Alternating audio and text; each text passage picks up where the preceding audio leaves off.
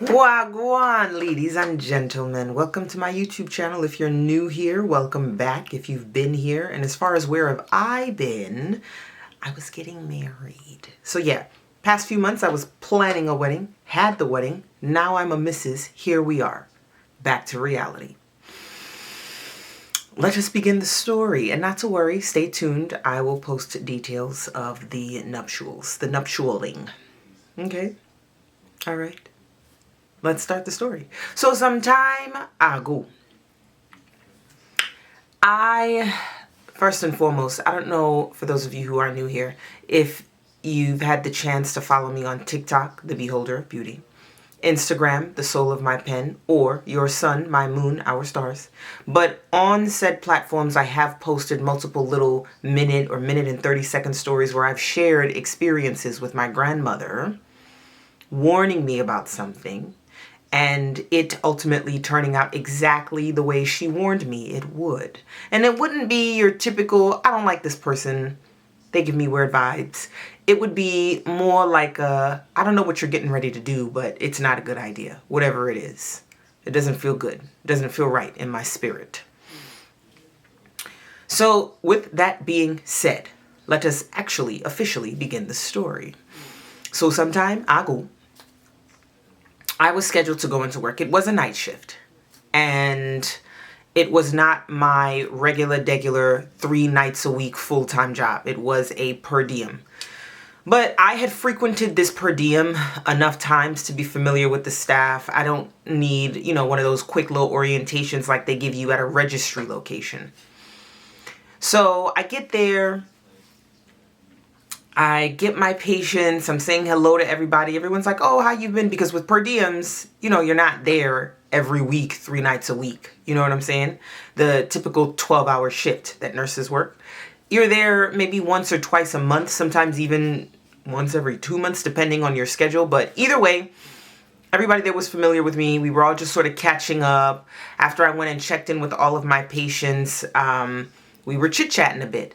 Now, at this time, my grandmother called me. This was just the beginning of the shift. Everyone's just sitting down trying to check in, check up on all their patients, seeing what they have to do, yada, yada, yada, daga, daga, daga. This is the time that you're trying to plan your night out, provided nobody is crawling out the bed, acting an ass, or making your life difficult really early in the shift, right? And this was, starting out to be a night where nobody was doing that.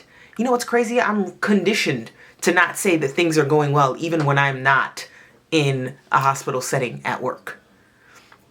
The minute you say things are quiet or things are going well in the hospital, shit hits the fan. Anyways, back to the story.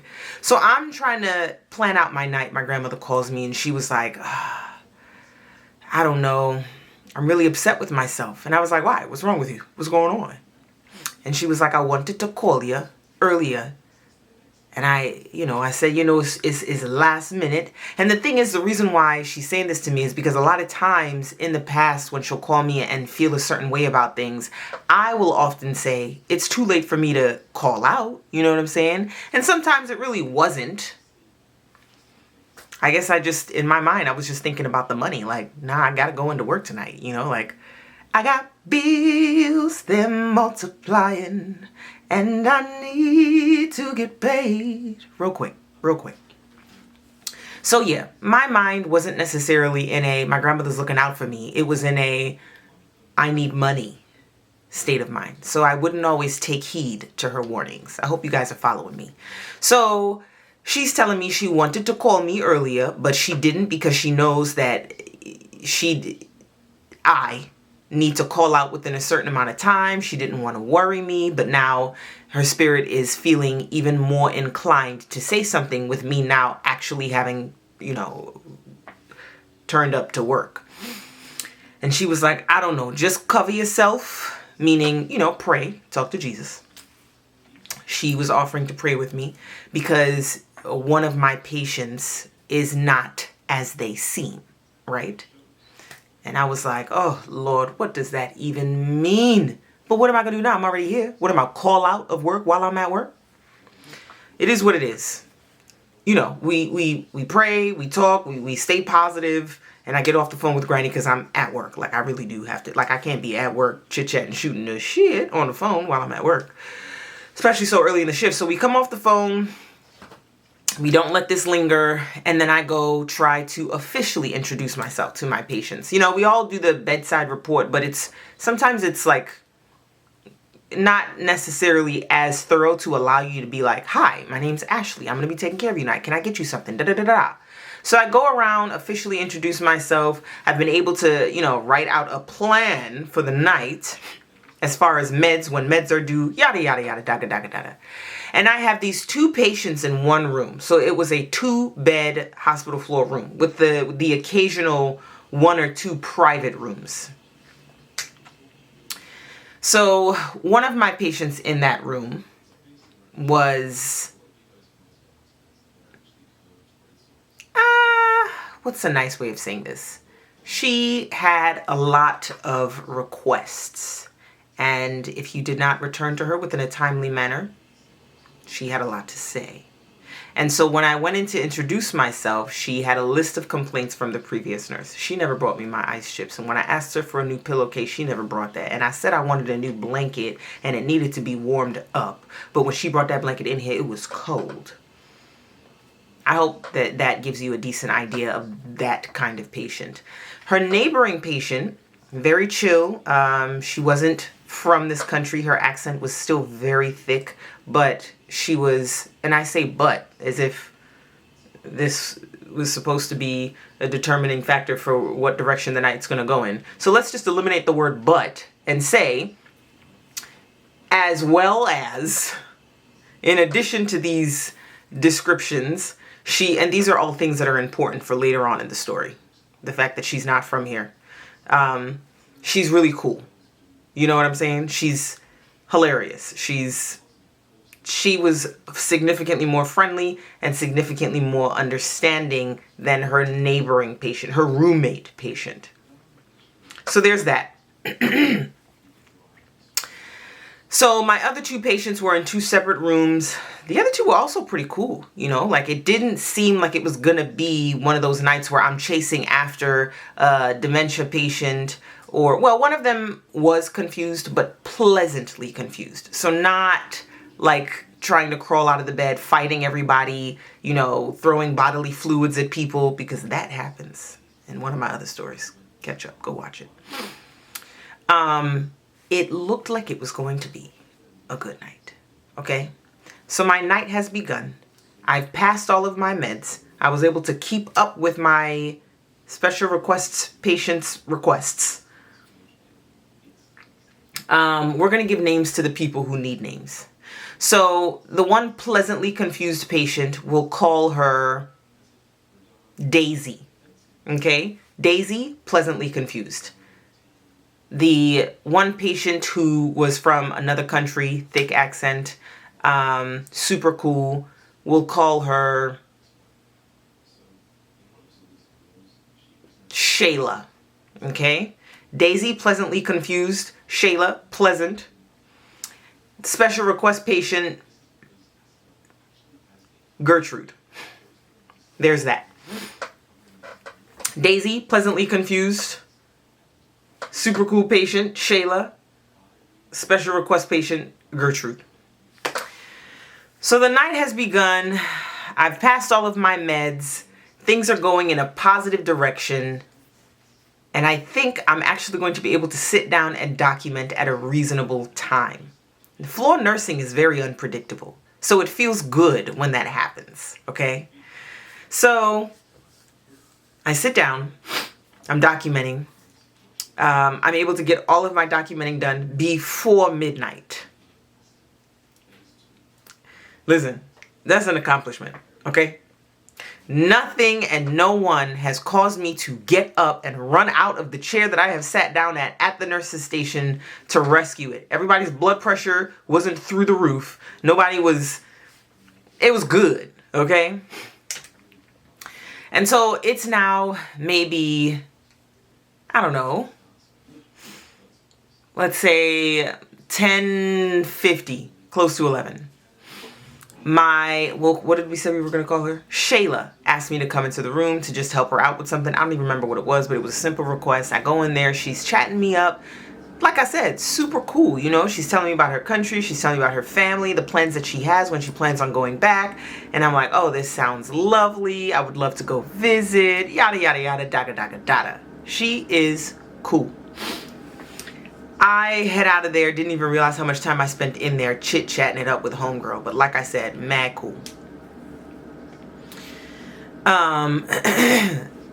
Gertrude, maybe about an hour later, calls me in there. And at this time, Shayla, a cool patient, is asleep. And Shayla's like, I don't know what you need to do. But Shayla speaks a lot. She talks a lot. I don't know who she's talking to. I don't know if she's on the phone with somebody, but I need to get some sleep. And I'm like, well, it looks like Shayla's asleep now.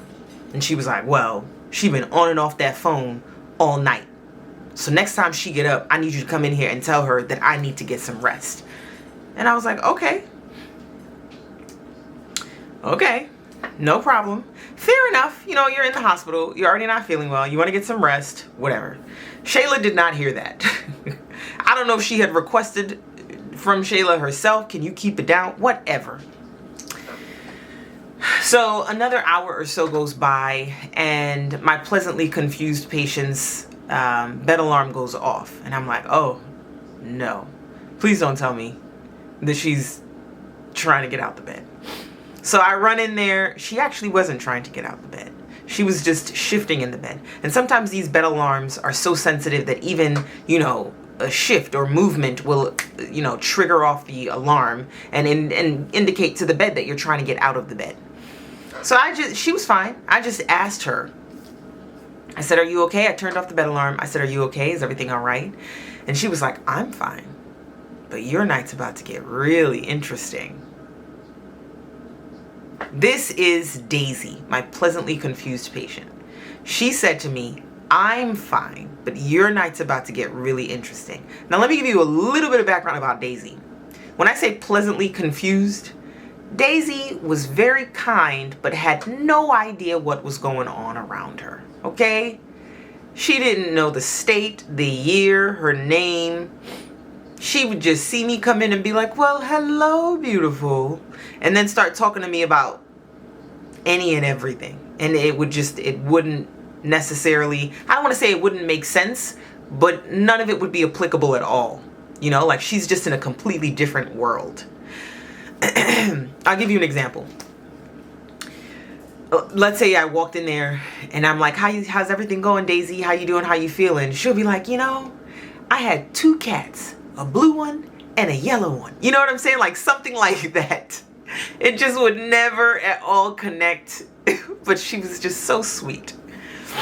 And so for her to say that to me so clearly and not verbatim, excuse me, but the closest she has gotten to saying anything that is remotely applicable to the actual current situation, that made me immediately remember the conversation that I had with my grandmother at the beginning of the shift. I was like, what do you mean? And then she goes right back into her, you know, the sky was green one time. So I'm like, you know what, Ashley, don't take this to heart. Homegirl is pleasantly confused. Step out the room. She's fine. She's in the bed. She's not trying to get out the bed. I go back. I sit down. I begin to do the updated documenting. You know, so there's increments in the night or in the shift where you're supposed to get up and round on your patient and make sure that they're all still alive. My other patient, who I didn't give you a name, that man went to sleep. I gave him his meds and he just went to sleep. He is fine. I just eyeballed him, made sure his chest was rising and falling. All right.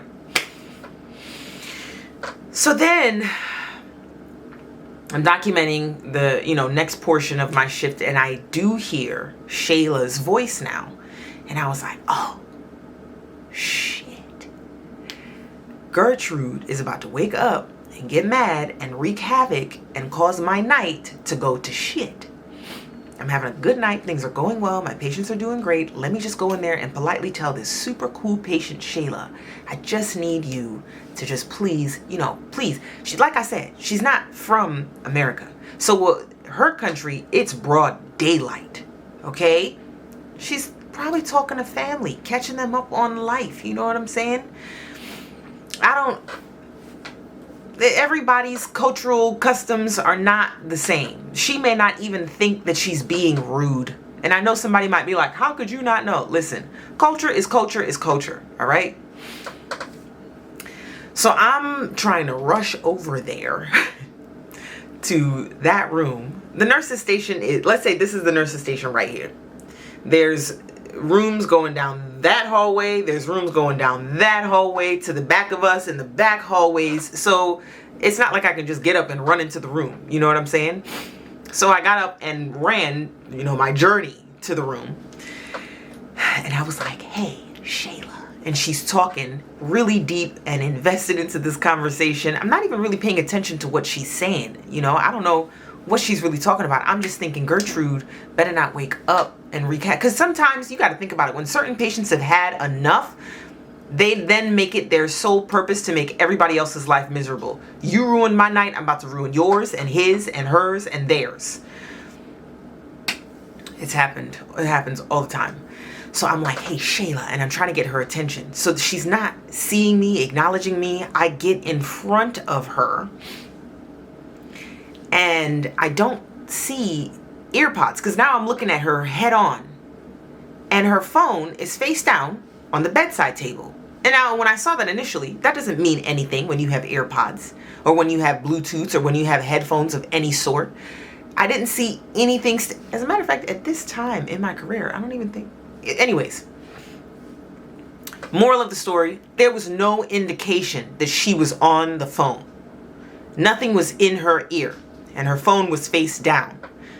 So I'm looking at her and she sees me and she like startles and she's like, oh. I said, hey, you are more than welcome to talk on the phone, but, and she's like, oh, I'm not on the phone. I was like, oh, so who are you talking to? And she was like, I have a friend that I brought with me. I do not want to turn around.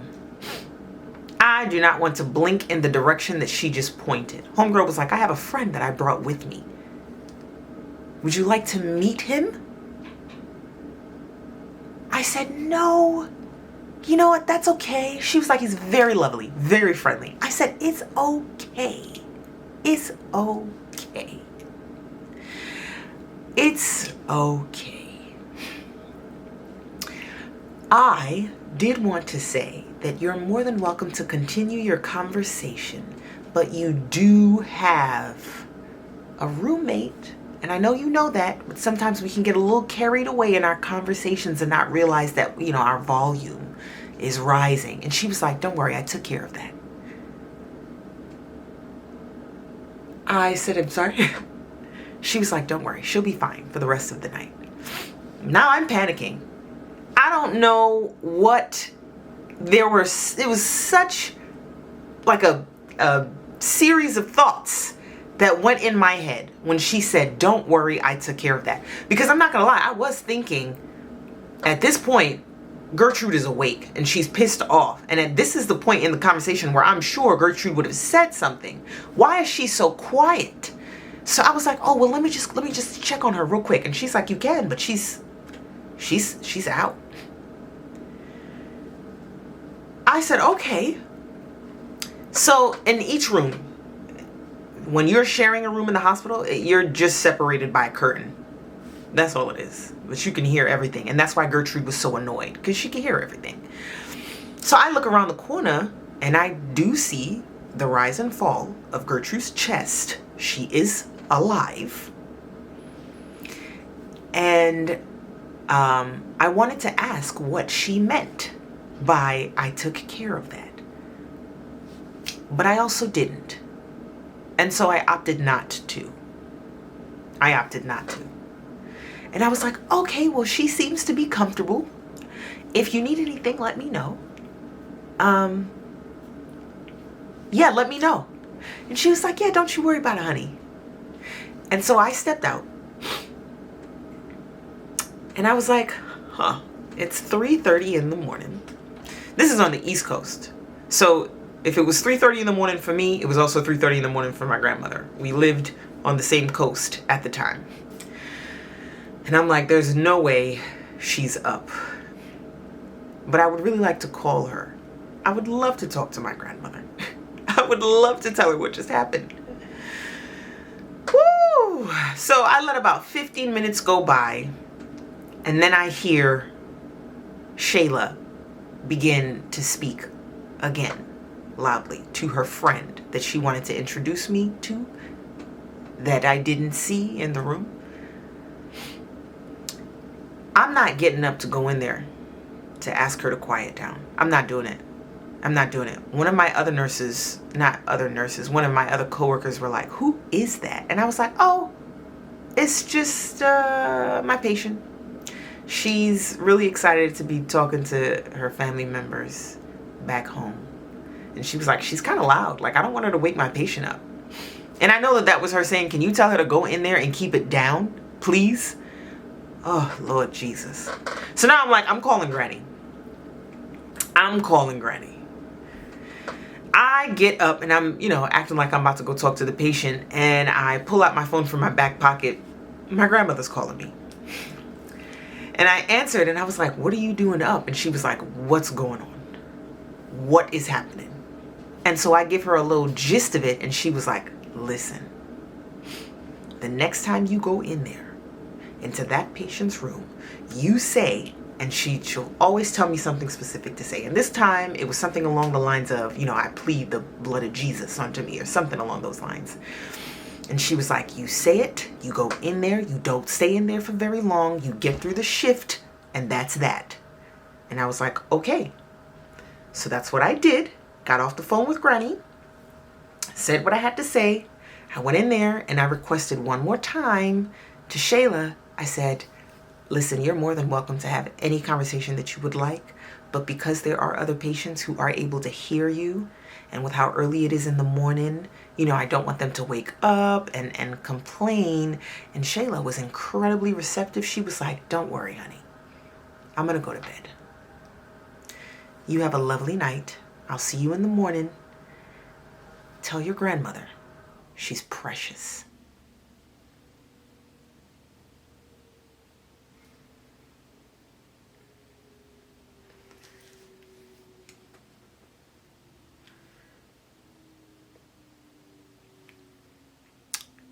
So I would like to say that I did an exceptional job of suppressing my shock.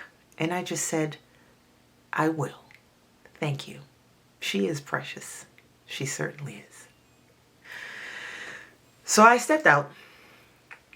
I didn't waste no type of time. I called my grandmother. I called her and I told her. And she was like, Ashley, I'm telling you something was off, but don't worry. So essentially what my grandmother said was, whenever certain things take place in the spiritual realm, other spirits are able to recognize the weight of positivity, negativity, and its strength. And so my grandmother said that was just her acknowledging that I am protected, that I'm safe, I'm covered, but that also there was never, like, I was always good. You know what I'm saying? Like, I don't know what the right thing to say here is. Like, I was never in any true danger, but if I was, I would have been good, and she acknowledges that. I hope that makes sense. Y'all, these experiences that I have had, I definitely do believe that there is something tied to why so many of them have happened to me. And I remembered one of my other coworkers telling me that she had similar experiences and that she wishes she had someone like my grandmother to help her understand why they were happening. But I'm grateful. I'm blessed. And I definitely feel like it has added to who I am as an individual, you know? Anyways, thanks for sticking around to listen to this kind of confusing, little spooky, little weird, little off story. And thank you for sticking around after I disappeared for some time to get married. Stay tuned. Real quick, Zyla, my storytelling podcast. I know y'all have been waiting for an update on that. It is coming. I am actively typing up the next episode. And I am going to record it and post it. And just with that, I'm going to record multiple episodes so that there will be, you know, a series of them for y'all to listen to. My life is not as nearly as hectic as it once was, so there's free time to, you know, update the content. Thank you. Thank you. Thank you. Thank you. Click the links below. Explore your girl on other platforms.